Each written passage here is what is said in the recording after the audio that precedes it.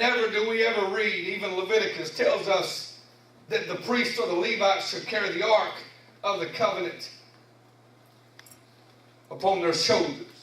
Now the ark of God was not a very big box to look upon. Matter of fact, if you got to the place after Jesus sacrificed, and after he moved and the veil was rent, some of the people who had never seen the ark of God before in their life was surprised, because they kept it covered up with 3 major garments so that nobody could see it. Because if you ever saw the presence, or you ever saw that with your own eyes, you could die.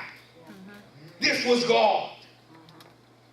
And so when they saw it for the first time after the veil had rent, when Jesus Christ had sacrificed and went to heaven, and the earthquake came, and the temple began to shake, and the veil, it was so woven together that an ox on this side and an ox on this side could walk in different directions and tear it apart. That it was a separation from us to God. But God's trying to bring a worship place and a worship time, and couldn't do it. But when they finally got to see the ark, they was mesmerized, because this was a bloody, stinky box. For years, the blood of oxen and the blood of fattlings and the blood of goats and the blood of sheep and the blood of doves had been sacrificed, and atonement had been made for years. They would sprinkle the blood. It didn't look like anything else that they thought. Why did they cover this up like they did all that? I don't understand. Why do they keep that on the cover and it looks like that? Don't you know that Satan would like to try to tell you the same thing? Why do you think this and that? But see, there's something that Satan can't see, and that is the inside. He can only see the outside. But the Bible says that out of the abundance of the heart does a mouth speak. So you want Satan and you want hell to know who God is. You speak it out of your heart, and then he sees the goodness inside of you. But yes, you have been sprinkled with the blood of Christ. You now have been sprinkled with the blood, and now God sees, all he sees is the blood. Amen. Thank you, Jesus. Thank you. I went a little further when I started with that comment, and I almost get all the way back.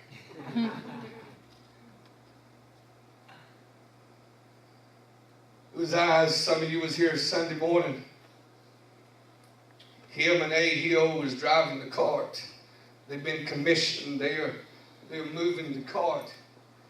David builds the cart. He takes his time and he builds this cart. And you got to know that David's got some skillful men. He's carrying the presence of the ark of God, and he's bringing out the enemy's camp. And he's putting it on a new cart. The Bible says a new cart. Look at your neighbor and say, I don't care how new it is. If it ain't the way to do it, don't do it. Come on, talk to him. Say, if it ain't the way to do it, don't do it. They built the new cart and they set the ark of God on, and they took off as we preached. I put it on Facebook today because they posted it. I put the mule and the poser. And I got Tanner Lane sitting right here, and I laughed for 30 minutes watching that.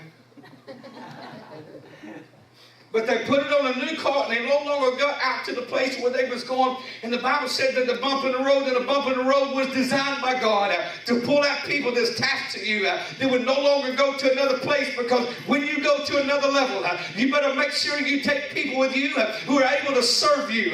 Not able just to commission by this or by that talent, but able to serve the plan of God in your life. And God was taking David to another level. He'd just been anointed king. He was going from where he was to another place. And so what God was doing was moving him. And so now Uzziah, who was not a priest and who was not a Levite, had reached out and touched the thing. He had contaminated what God was trying to do. He had no right touching that. And God smote him where he was. And the Bible says, then David walks off and leaves the ark of God. And I'm going to pick up tonight here. I got 20 good minutes. He leaves it in the house of Obed-Edom. Who was Obed-Edom? The Bible says he was a Gittite. He leaves it in the house of Obed-Edom. And he walks off and he leaves. The Bible says that he gets word that for 3 months, look at your neighbor and say a season.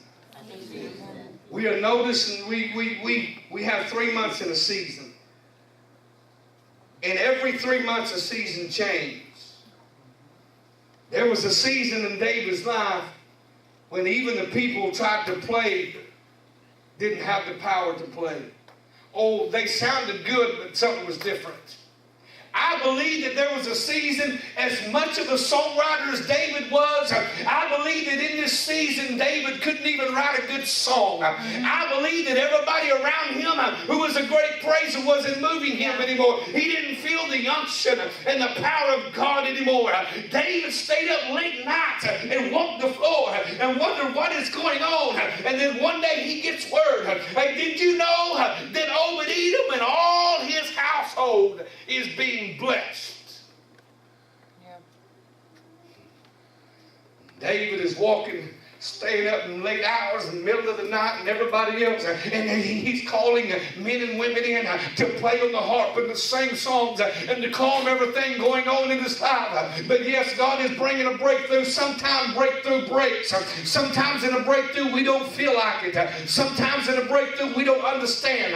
Sometimes in a breakthrough we meet the most pivotal person in our life that will change everything, and we don't even know it, and we can't even see it. God puts people in your life, and sometimes they're seasonal, and sometimes they'll stay. But I believe what God was doing was he was moving. Notice what God did. Notice in his life what God was about to do.